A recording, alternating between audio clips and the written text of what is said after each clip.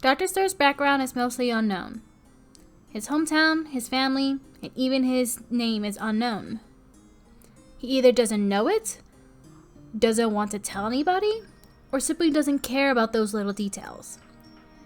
But what little information that is known is that Apollo, Zora's grandfather, found him on one of his many travels.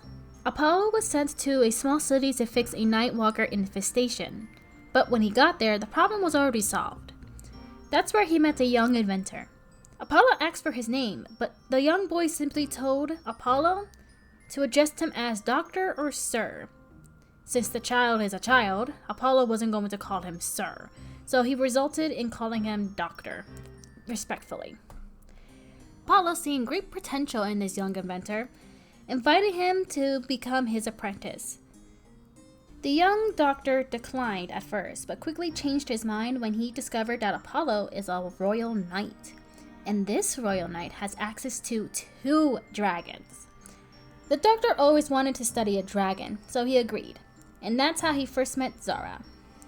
It was a wonderful experience studying Zora.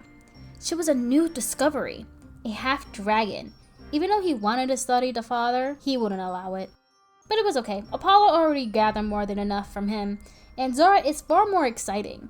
She was a hybrid, a human and a dragon, something that seemed impossible to do. But here's Zora, living proof that the impossible can be possible, and what makes this better, she came with a buddy.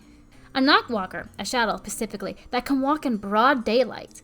A shadow that doesn't seek people for food. He was also a new discovery, and he wants to know more about this creature. But Zora did not like all the attention from the young doctor, so he avoided him as much as he can.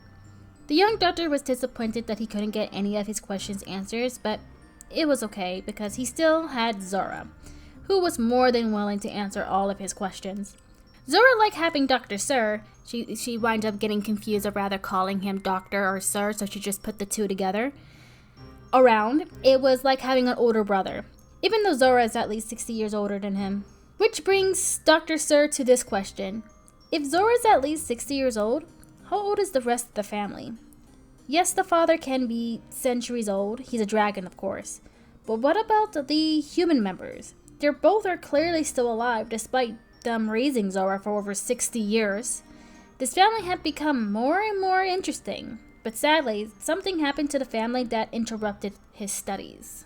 It seems that Dr. Sir wasn't going to find the truth about the Dragonia family, but then Leading Light approached him and gave him a proposition.